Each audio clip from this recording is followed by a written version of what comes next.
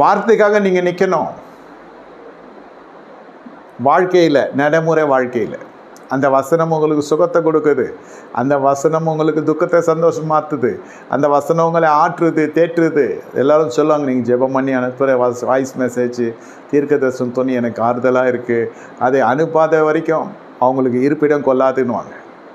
அதுவே கொஞ்ச நாள் கர்த்தர் பார்த்தார், இதை நிறுத்துனார். கொஞ்ச நாள் அப்படியே நின்றுச்சு. இது சத்தியம். இது கூட பயணப்படுறவங்களுக்கு தெரியும். நான் கூப்பிட்டு சொல்லிட்டேன், எப்போ உணர்த்துறாரோ அப்போ தான் அனுப்புவேன், நத்தத்தில் இருந்தால் தான்.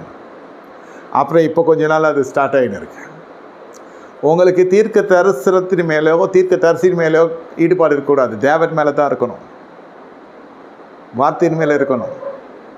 அது கேட்டுட்டு போகிற மாதிரி இருக்கக்கூடாது, கேட்டுட்டு அதன்படி செய்கிறலாம் இருக்கணும். அந்த பக்குவத்துக்குள்ளே நீங்கள் வருகிற பொழுது உங்களுக்கு சுற்றிலும் இருக்கிற உலக ஸ்நேகம்லாம் உடஞ்சி போயிடும். எத்தனையோ அனுகூலமான திருமண வரன்கள்லாம் கொண்டு வந்தாங்க. 26 வயசில் ஊழியத்துக்கு வந்ததேன்னு.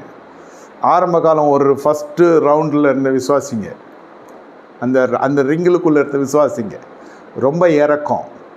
ஒன்றும் அடிப்படைக்கு அஸ்திபாரமே இல்லை. எனக்கு பின்னணியும் கிடையாது, ஒன்றும் கிடையாது. ஏதோ ஒரு வீட்டில் சோறு கொடுப்பாங்க, அந்த வீட்டுக்கு போய் சோறு சாப்பிட்டு வந்து நான் ஊழியம் செய்யணும். வீட்டில் சோறு கிடையாது. எனக்கு சொல்கிறேன், தனிப்பட்ட விதத்தில்.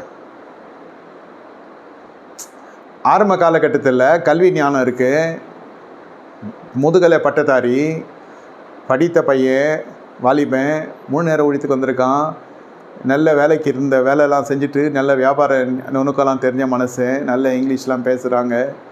இந்த தம்பி ஊழியத்துக்கு வந்திருக்காரு, நம்ம வீட்டில் சாப்பாடு போடலான்னு சொல்லி ஒரு வயோதிக தம்பதிகள் அப்படியே என்ன சாப்பாட்டுக்குன்னே அவங்க இங்கே வந்த மாதிரி ஆயிடுச்சு. எனக்கு சாப்பாடு போடுறதுக்குன்னே நான் போய் ஜெபம் பண்ணி அவங்க ஒரு பெரிய சிற்றுண்டி, ஒரு மெஸ் வைக்கிற அளவுக்கு ஆயிடுச்சு. அவங்களும் கஷ்டத்தில் இருந்தவங்க. அதுக்காக அவங்க இந்த ஊரில் இருக்கிற வரைக்கும் அவங்க எனக்கு போஷிச்சாங்க. சாப்பாடே 4 தெரு தள்ளி போய் சாப்பிட்டு வர காலம் அது. இல்லை, எதுக்கு நான் இதெல்லாம் சொல்கிறேன்னா, ஆரம்ப காலத்தில் இருந்த அந்த ரிங்கில் இருந்த ஜனங்க, சரி இந்த மாதிரி இருக்கிற ஊழியருக்கு நல்ல ஒரு வசதியான ஒரு வீட்டில் பெண் எடுக்கலாம், இவருக்கு வீடு இருக்குது, வாசல் இருக்குது, படித்த மனுஷன், என்ன வேலைக்கு போகிற பொண்ணை பார்க்கலாம், இந்த மாதிரியெல்லாம் கொஞ்சம் வந்துச்சு. எது எட்டு வந்தாலும் வானா என்ன தான் அர்த்தம்? எல்லாம் டென்ஷனாக எல்லாம் போயிட்டாங்க. இந்த காலத்தில் ஒன்று கல்யாணமே ஆகாது. என் கல்யாணமே இப்படி தானே வந்துச்சு. பெரியம்மை ரூபவதியே, வார்த்தை கிரியை செய்து ஜீவனுள்ள வார்த்தை உங்களோடு பயணப்பட்டு கொண்டிருக்கிறதுன்னு சொல்கிறேன்.